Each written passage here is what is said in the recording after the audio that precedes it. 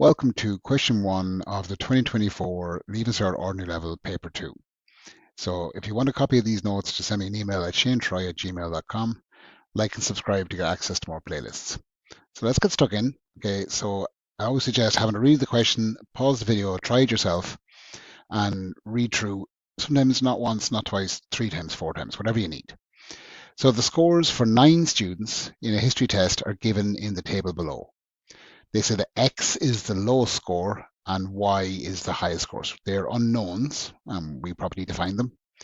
And it says where X and Y are elements of N, that means they're natural numbers.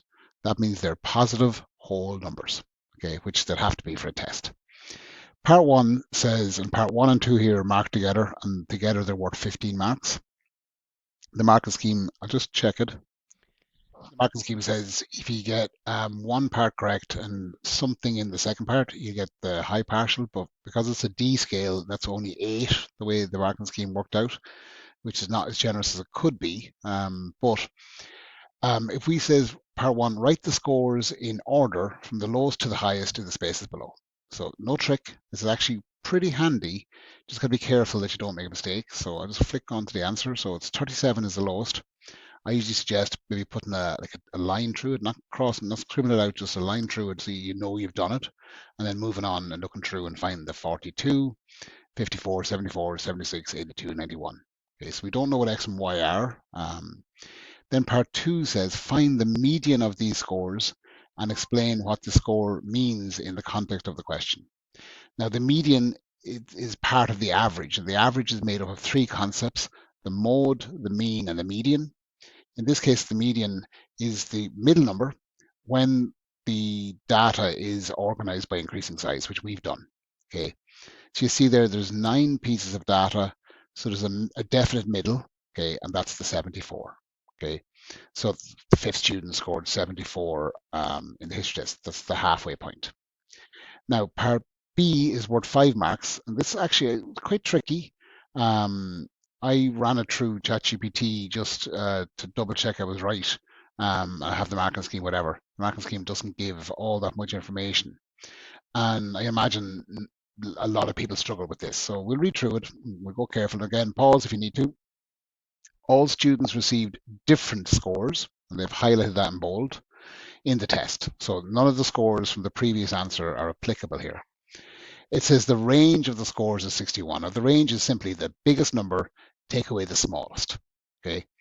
It says work out the maximum possible value of X. So the biggest value X could be, and therefore the corresponding value of Y to give the range of 61. So when you take X away from Y, your answer should be 61.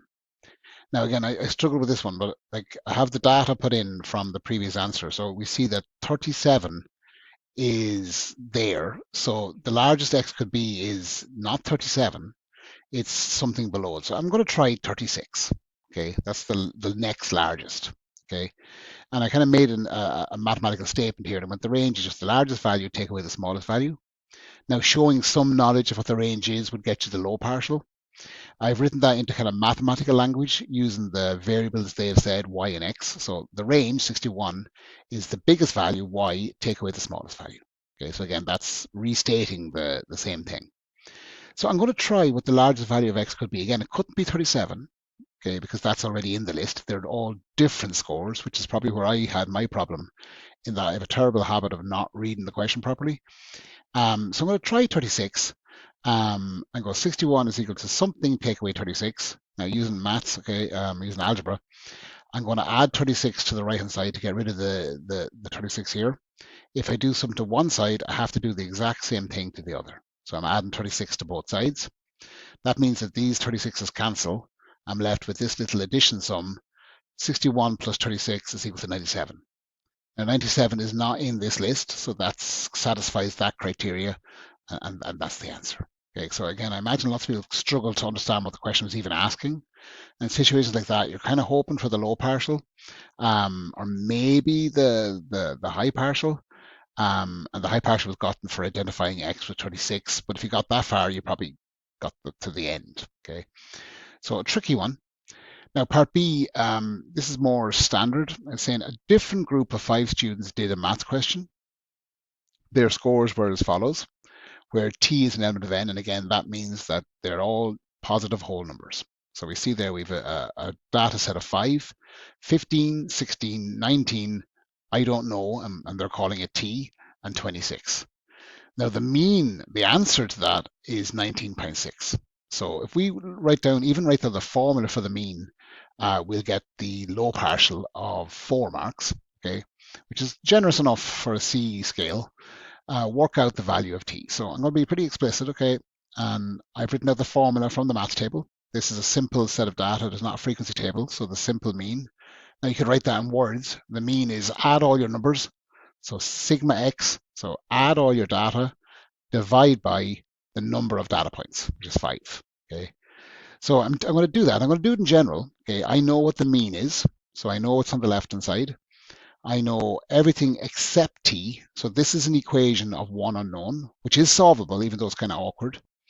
My next step then is to just add what's on the top part of the right-hand side. Okay, and I got 76.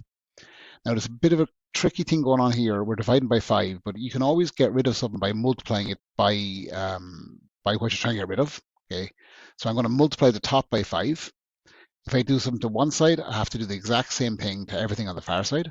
And there's only one thing on the far side, so that's pretty straightforward. What happens now is the 5s cancel, okay? And on the right and left-hand side, I'm going to just do that little addition sum. Okay, and I got 98 is equal to 76 plus t.